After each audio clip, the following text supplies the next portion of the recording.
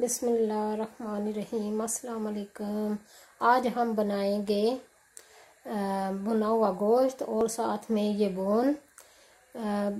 4 bones हैं, काफ़ी बढ़िया, आप देख सकते हैं। बड़े पतीले में मैं इनको धो के साफ़ करके फिर पकने के लिए रखूँगी। बिस्मिल्लाहिर्रहमानिर्रहीम। ये मैंने 4 बोन लिए हैं और उनको आप देख सकते हैं, बड़ा बर्तन पतीला बड़ा है, इसमें डाल के पकने के लिए रख दिए हैं। और 1 टीस्पून रेड चिली पाउडर डाला है, 1 टीस्पून हल्दी का, 1 टीस्पून गरम मसाले का, 1 टीस्पून नमक का डाला है। और इसको 2 घंटे तकरीबन लग सकते हैं पकने के लिए। देखिए जी, बोन रेडी हो गई हैं। 2 घंटे बाद मैंने चूल्हा बंद कर दिया था। 10 मिनट ऊपर हो गए हैं, ज़रा ठंडा हो गया तो हम ये बोन को बाहर निकाल सकते हैं आराम से, बड़ी एहतियात से। फिर भी आपको चाहिए कि ऐसे एहतियात से निकालें। बोन मैंने पतीले से निकाल के रख ली हैं कि मगज़ मिक्स ना हो जाए। इनको मैं अब ये निकाल के प्लेट में डाल के रख लूँगी और साथ में भुना हुआ गोश्त और रोटियां और ये मगज़ बहुत ही नाइस लगता है। आप चाहे तो नान के साथ खा सकते हैं, चाहे तो रोटी के साथ, और चाहे तो चावलों के साथ भी खा सकते हैं। पुलाव के साथ बहुत अच्छे लगते हैं। बिस्मिल्लाहिर्रहमानिर्रहीम। ये मैंने 3 किलो गोश्त लिया लैम का और ये 2 चमचे ऑयल के इसमें डाल दिए हैं। और लहसुन और अदरक फ्रोज़न था आज मेरे पास, वो डाल दिया। 1 टेबल स्पून लहसुन का, 1 टेबल स्पून अदरक का। और ये 3 टमाटर लिए हैं, 6 प्याज हैं मीडियम साइज़ के, आप देख सकते हैं।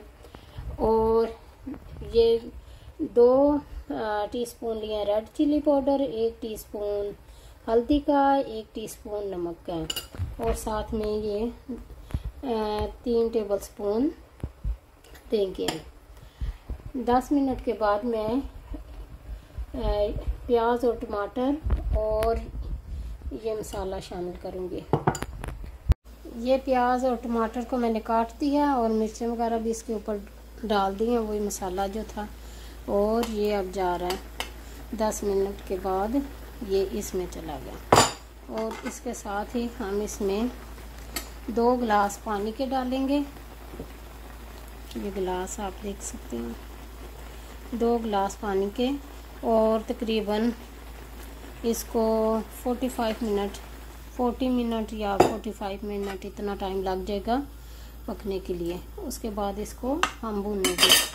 45 मिनट गुजर चुके हैं। अब मैंने 1 टीस्पून ज़ीरे का लिया है और 1 टीस्पून मिक्स पिसा हुआ गरम मसाला वो लिया है। और 1 टीस्पून रेड चिली ये रेड चिली नहीं है, सॉरी, दरड़ चिली ली है। रेड चिली है लेकिन दरड़ है, देख सकते हैं कैसे, वो लिया। ये आपकी मर्ज़ी है, आप चाहे तो यूज़ करें और चाहे ना करें। और ये 3 टेबल स्पून दही के लिए हैं। अब ये मैं डालूँगी और गोश्त को अच्छी तरह से भूनना है मैंने।